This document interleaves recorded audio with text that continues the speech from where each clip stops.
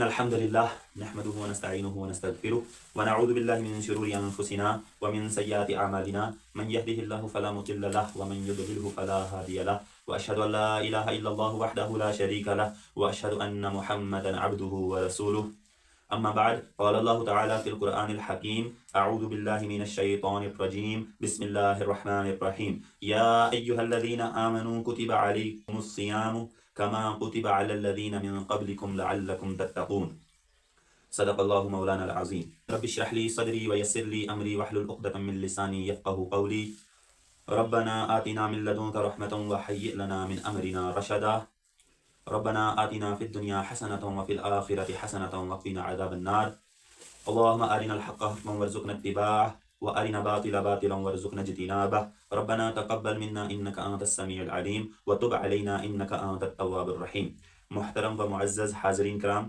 السلام علیکم ورحمۃ اللہ وبرکاتہ۔ آج جمعہ کے دن 28 فروری 2025 عیسوی اور شعبان المعظم کی 29 تاریخ کو ہم یہاں پر اس مجلس میں جمع ہوئے ہیں۔ تو آج کے دن میں نے یہ فیصلہ کیا ہے کہ آج کا ہمارا لیکچر رمضان المبارک پر ہی ہوگا۔ ہم رمضان المبارک کی فضیلت اور کچھ ضروری مسائل سمجھیں گے اور پھر اس کے بعد میں آپ لوگوں کو کچھ ضروری نصیحتیں کرنا چاہوں گا۔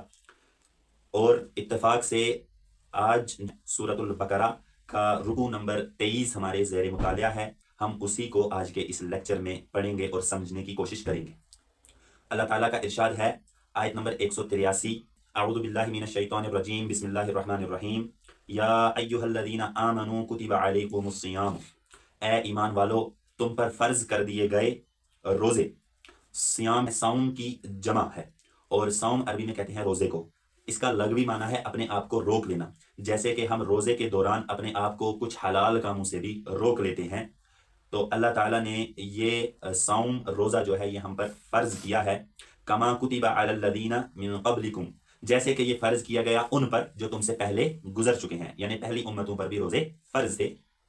لعلکم تتقون، تاکہ تم تقوی کی روش اختیار کرو، تاکہ تم متقی بن جاؤ، پرہیزگار بن جاؤ۔ یعنی اللہ تعالیٰ کے مطابق روزے جو فرض کیے گئے ہیں ان کا مقصد کیا ہے کہ انسان جو ہے وہ پرہیزگار بن جائے، وہ تقوی کی روش اختیار کر لے۔ اس مقصد سے اللہ تعالیٰ نے روزے فرض کیے ہیں، کیونکہ روزوں میں ہم دیکھتے ہیں کہ ہم اللہ کی رضا کے لیے کھانا پینا تک چھوڑ دیتے ہیں، جو کہ گناہ کا کام بھی نہیں ہے۔ کھانا پینا تو ہماری زندگی کے لیے ضروری ہے، ہم وہ بھی 12 13 14 گھنٹے کے لیے چھوڑ دیتے ہیں۔ کس وجہ سے؟ اللہ کی رضا کے لیے، اللہ کے حکم سے۔ تو باقی جو چیزیں اللہ تعالیٰ نے چھوڑنے کا کہا ہے 12 مہینے، وہ ہم نہیں چھوڑتے۔ تو روزہ جو ہے یہ ایک طرح سے ٹائم ہے اللہ تعالیٰ کی فرما برداری کی پریکٹس کا، ٹھیک ہے۔ تو آگے اللہ تعالیٰ فرماتا ہے ایام معدودات، یہ کچھ چند گنتی کے دن ہیں، پورا سال روزے نہیں رکھنے، پورا سال روزوں کا حکم نہیں ہے، یہ کچھ گنتی کے دن ہیں۔ فمن کان منکم مریضا او علی سفر، اگر تم میں سے کوئی مریض ہو، بیمار ہو یا سفر پر ہو، فعدۃ من ایام اخر، تو وہ پورا کرے اس گنتی کو بعد کے دنوں میں، بعد کے ایام میں، یعنی رمضان المبارک کے بعد کے دنوں میں وہ ان روزوں کی گنتی پوری کر سکتا ہے جو بیماری کی وجہ سے یا سفر کی وجہ سے چھوٹ جائیں۔ وَعَلَى الَّذِينَ يُطِيقُونَهُ فِدْيَةٌ طَعَامُ مِسْكِين، اور جو طاقت رکھتا ہو روزہ رکھنے کی، نہ ہی سفر پر ہو نہ ہی بیمار ہو لیکن پھر بھی روزہ نہ رکھے، تو اس پر فدیہ دینا لازم ہے۔ اور فدیہ کی شکل میں طعام مسکین، ایک مسکین کو وہ کھانا کھلا دے، یہ فدیہ ہے ایک روزے کا اگر ایک روزہ آپ کا چھوٹ جائے۔ لیکن یہ حکم جو ہے یہ 2 ہجری میں نازل ہوا ہے، جنگ بدر سے پہلے۔ اگلی آیت جب ہم پڑھیں گے تو وہ اگلے سال 3 ہجری کی آیت ہے، اور ایک ہی مضمون ہونے کی وجہ سے ایک ہی جگہ پر یہ قرآن پاک کے مصحف میں رکھی گئی ہے۔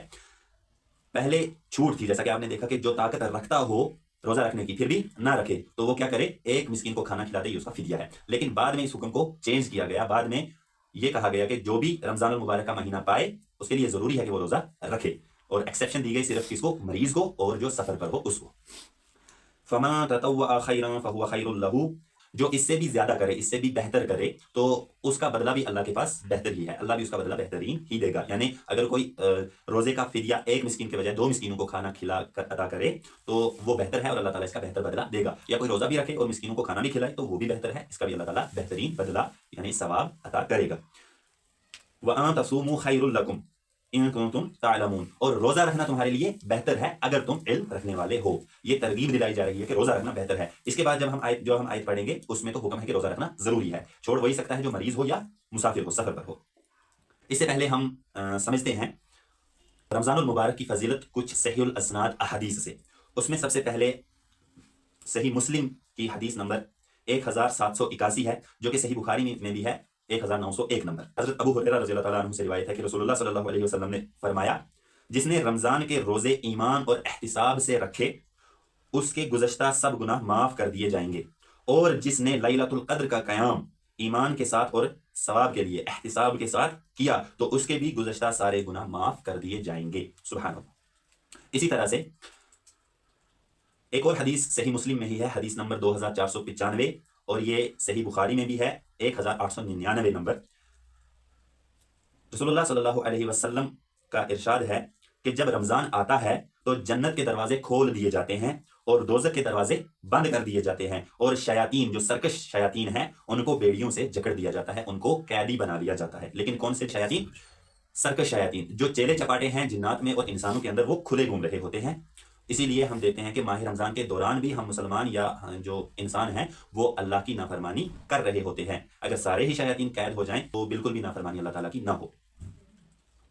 جو صحیح بخاری کی حدیث ہے اس میں الفاظ آتے ہیں کہ آسمان کے دروازے کھول دیے جاتے ہیں اور دوزخ کے دروازے بند کر دیے جاتے ہیں. اس کی یہاں پر ڈیٹیل آ گئی صحیح مسلم میں کہ جنت کے دروازے کھولے جاتے ہیں. آسمان کے دروازوں سے مراد جنت کے دروازے کھول دیے جاتے ہیں.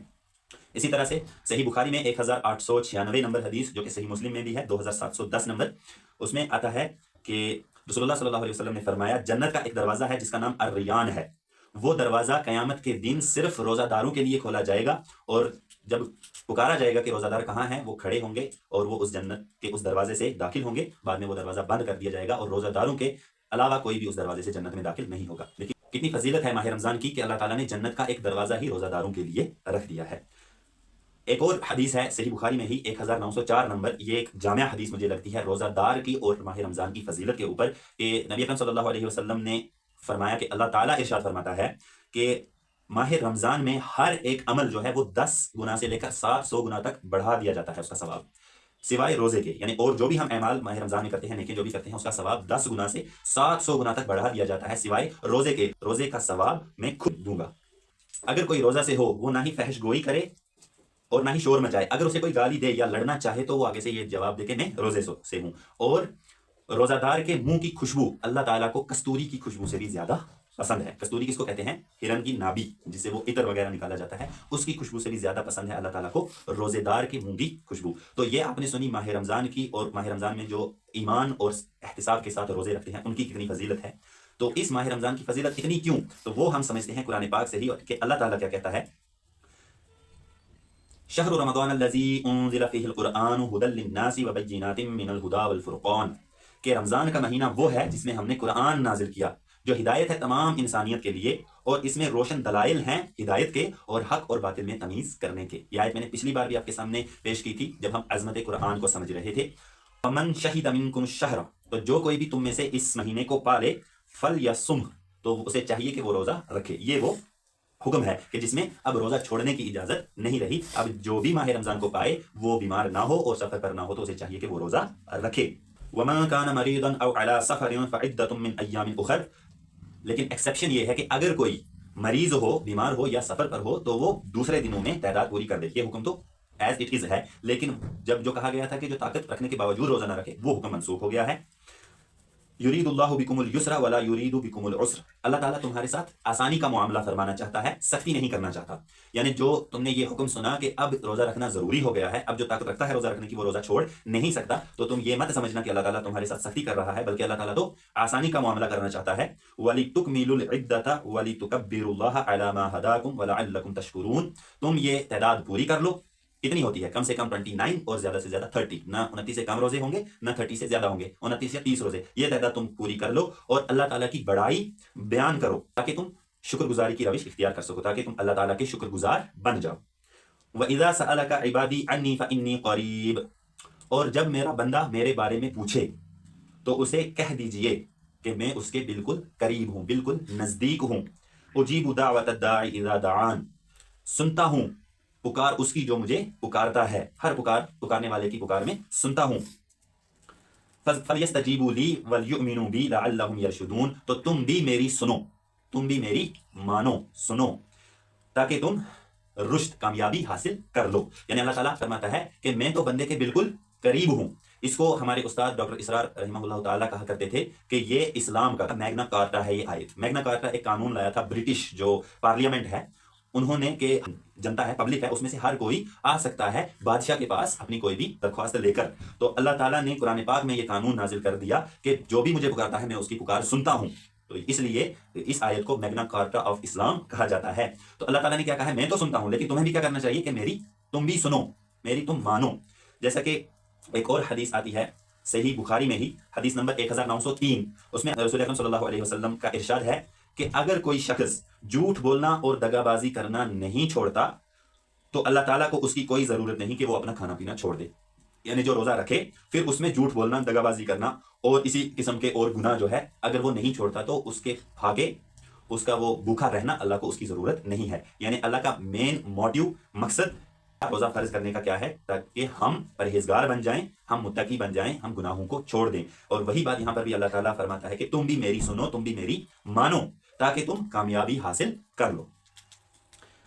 احل لکم لیلۃ الصیام الرفث الی نسائکم، تمہارے لیے حلال کیا گیا ہے کہ ماہ رمضان کی راتوں میں، روزوں کی راتوں میں تم اپنی بیویوں کے پاس جاؤ، ان کے ساتھ ازدواجی تعلق قائم کرو۔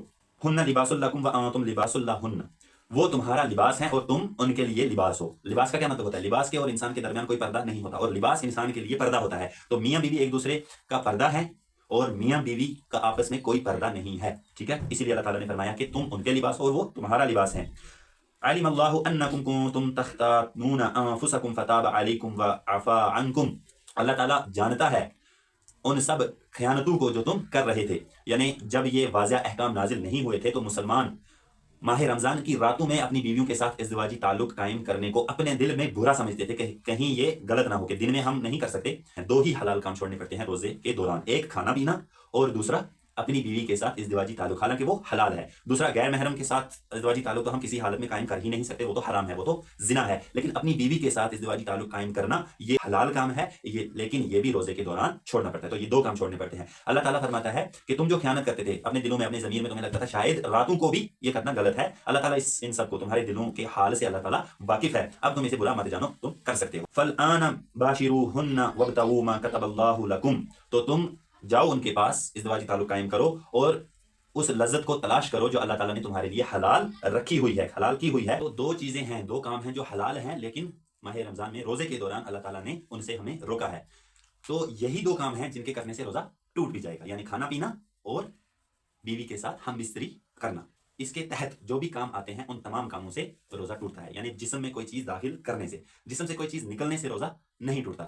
یہ صحیح بخاری کی حدیث نمبر 1938 کی ہیڈنگ میں امام بخاری لے کر آئے ہیں حضرت ابو ہریرہ رضی اللہ تعالیٰ عنہ کا قول، کہ حضرت ابو ہریرہ رضی اللہ تعالیٰ عنہ فرماتے ہیں کہ جو قائے کرے، یعنی وومٹنگ، الٹی جس کو ہو، اس کا روزہ نہیں ٹوٹتا۔ اور حضرت ابن عباس رضی اللہ تعالیٰ عنہما کا قول بھی کہ جسم میں چیز داخل کرنے سے روزہ ٹوٹتا ہے، جسم میں سے کوئی چیز نکالنے سے روزہ نہیں ٹوٹتا۔ اور اکثر صحابہ کرام اور خود نبی اکرم صلی اللہ علیہ وسلم تکمے لگایا کرتے تھے روزے کے دوران، یعنی کپنگ جس میں خون نکالا جاتا ہے، وہ ایک خون کی بیماری کا علاج بھی ہوتا ہے، کپنگ لگایا کرتے تھے روزے کے دوران، یعنی خون نکلنے سے بھی روزہ نہیں ٹوٹتا۔ انجیکشن لگانے کا مسئلہ عام ہوتا ہے، وہ جسم میں داخل کرنا ہے، اس سے روزہ ٹوٹ جاتا ہے، خون نکلنے سے روزہ نہیں ٹوٹتا، وومٹنگ، الٹی سے بھی روزہ نہیں ٹوٹتا۔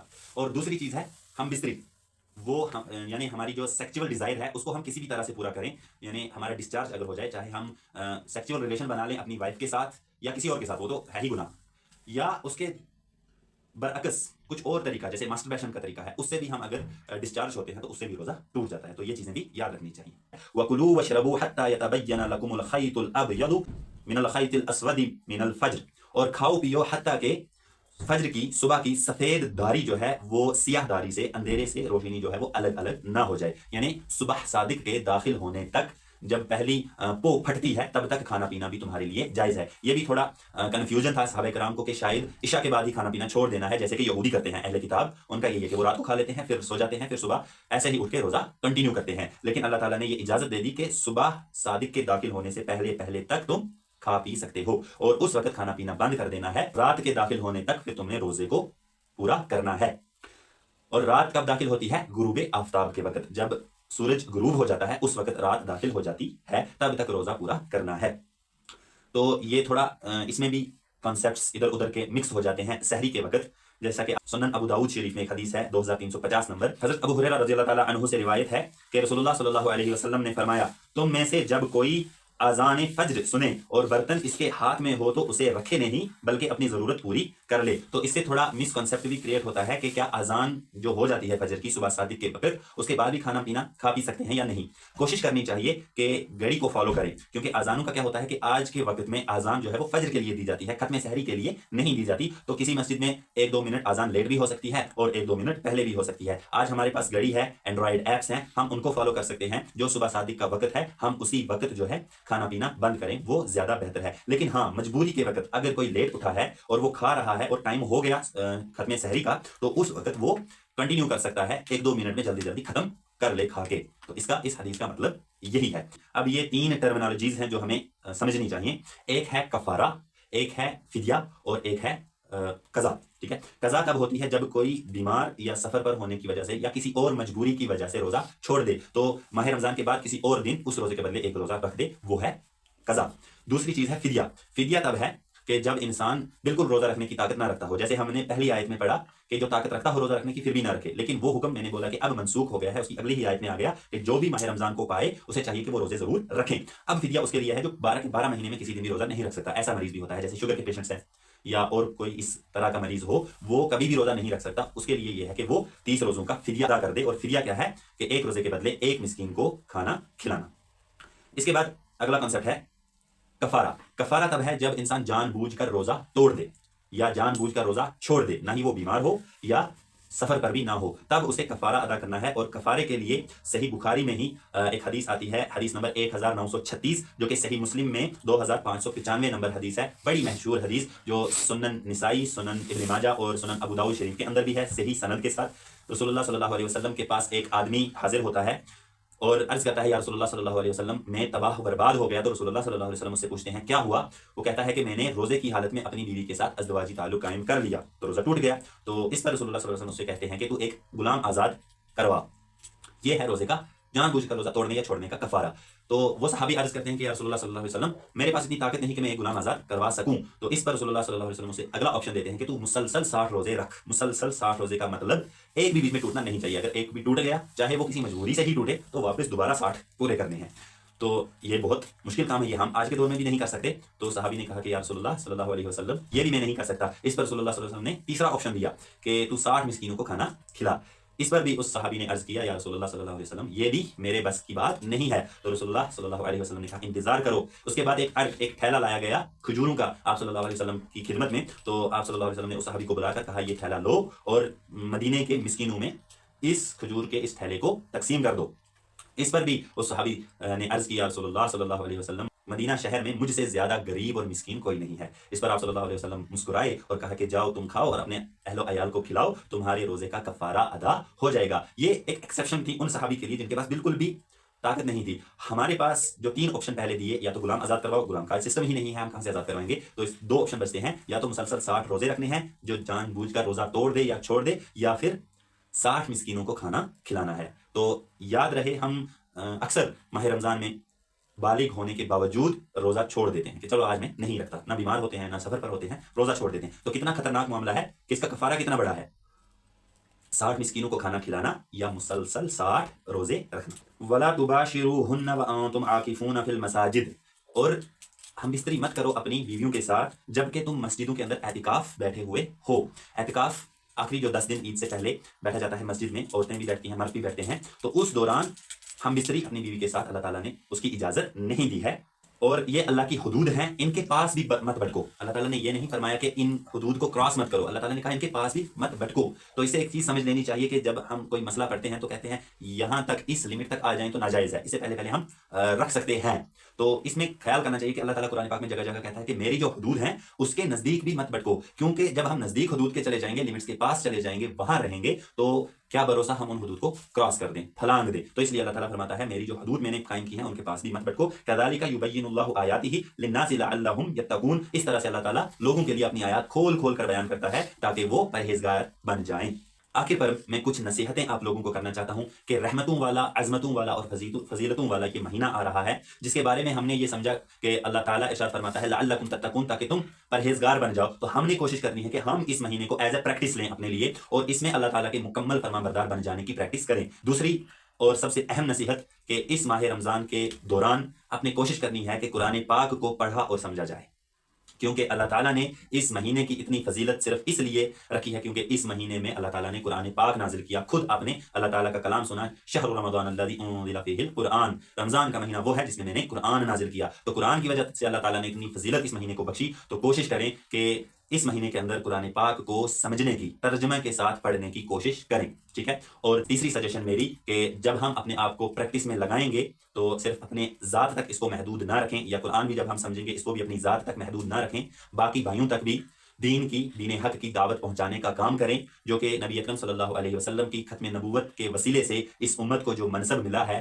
اس فرض کو ادا کرنے کی کوشش کریں، اور دین کے جو صحیح کانسیپٹس ہیں یا دین کی جو دعوت ہے یا قرآن پاک کی جو تعلیم ہے اسے ہم اپنے بھائیوں تک بھی پہنچانے کی کوشش کریں۔ اللہ تعالیٰ سے دعا ہے کہ ہمیں ماہ رمضان کے دوران اور اس کے بعد بھی پوری زندگی اپنا فرما بردار بنا کر رکھے، اور ہمیں قرآن پاک پڑھنے، اسے سمجھنے اور اس پر عمل کرنے کی توفیق عطا فرمائے، اور اسے دوسرے بھائیوں تک پہنچانے کی بھی توفیق عطا فرمائے۔ جو حق بات میں نے اس لیکچر کے دوران کی اسے ہمارے دلوں میں راسخ فرمائے، اگر جذبات میں کوئی غلط بات میرے منہ سے نکل گئی تو اسے ہمارے دلوں سے معاف فرمائے۔ سبحانک اللہم و بحمدک، اشہد ان لا الہ الا انت واستغفرک واتوب الیک، وما علینا الا البلاغ۔